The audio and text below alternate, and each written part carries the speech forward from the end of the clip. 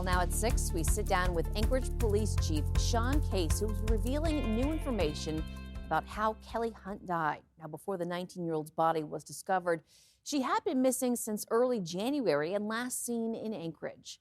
Lauren Maxwell has that new information. Kelly Hunt's body was discovered in a snowy ravine in a Spenard neighborhood in mid-April, not far from where she went missing nearly 4 months before. In a preliminary report, the state medical examiner ruled the cause of Hunt's death was hypothermia, with alcohol intoxication and extreme cold as contributing factors. The manner of Hunt's death was ruled undetermined.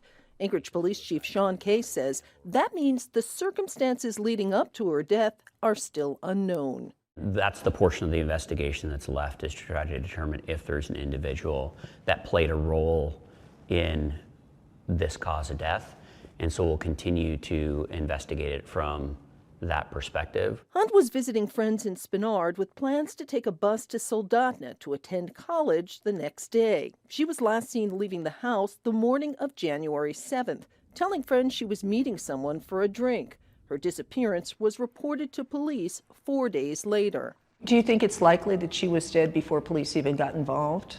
That's what we believe, yes. Case said despite criticism, investigators have been working the case diligently and will continue to do what they can. He understands that Hunt's death is a tragedy for the community. But the challenging part of these cases is when they come in, they're a missing person, and we investigate them the best we can as a missing person. It's just, it's not a crime. Lauren Maxwell, Alaska's news source.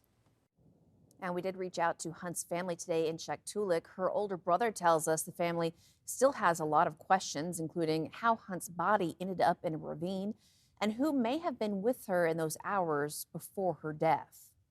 A 19-year-old Anchorage father is recovering tonight after his family says that he was shot 5 times in a road rage attack in Midtown. Police say no arrests have been made. Johnson Kuhn is here now with the very latest. That's right, Rebecca. After 5 days in the hospital, Mikhail McCarty's family says they're just grateful he's alive and back home with his 10-month-old daughter after being released from the hospital today.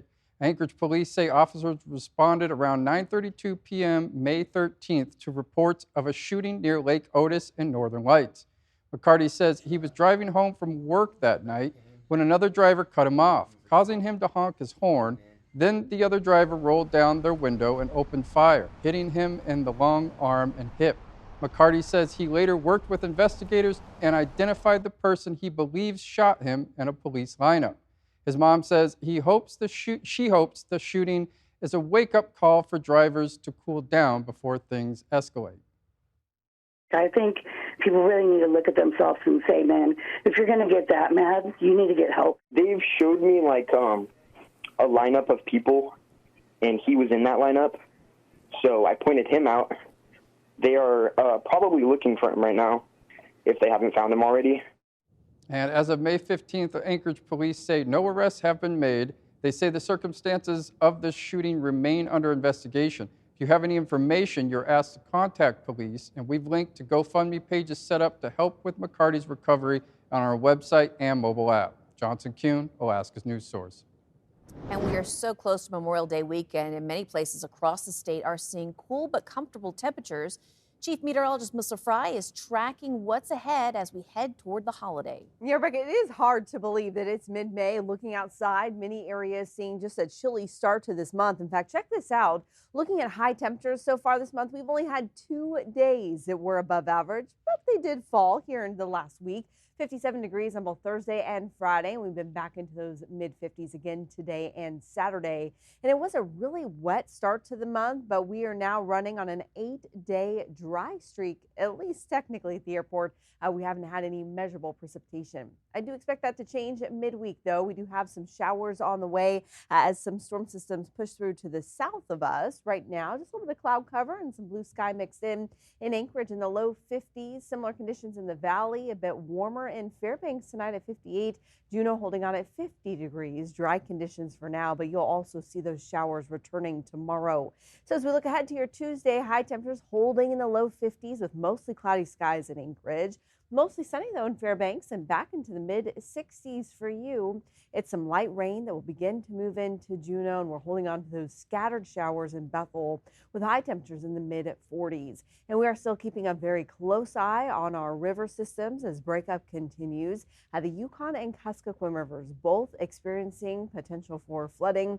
And I'm also tracking the winds that are going to increase through the Alaska Range. Red flag warnings in effect there. I'll have a closer look at those weather alerts and, of course, your extended forecast coming up next. Thank you, Melissa.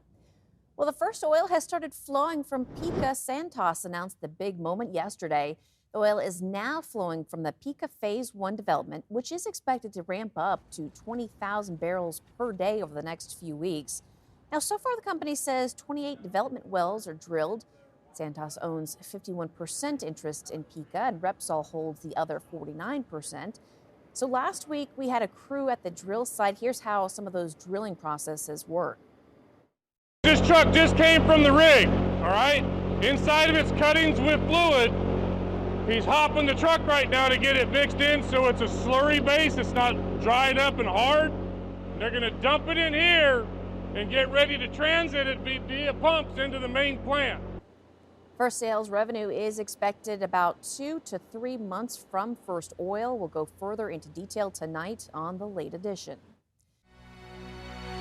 Well, it's Arbor Day in Alaska. It's celebrated the third Monday of May. And today, people planted 2 apple trees at a community garden in downtown Fairbanks as part of that tradition.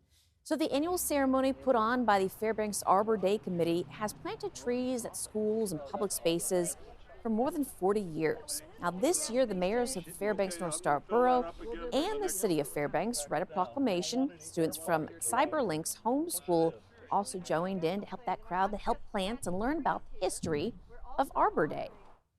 And as America honors those who lost their lives while serving in the military, many families honor the day by meeting up with loved ones.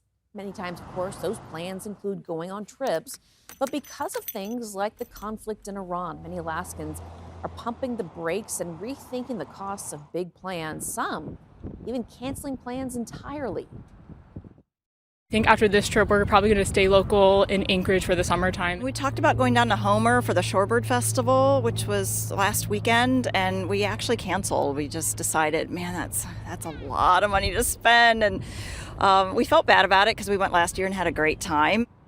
And as of Monday, AAA reports the average gallon of unleaded gas is $5.29. Thanks for listening. Click subscribe so you can get the latest podcast from Alaska's news source automatically. And stay up to date with breaking news and in-depth reporting available for free 24/7 with the Alaska's news source app.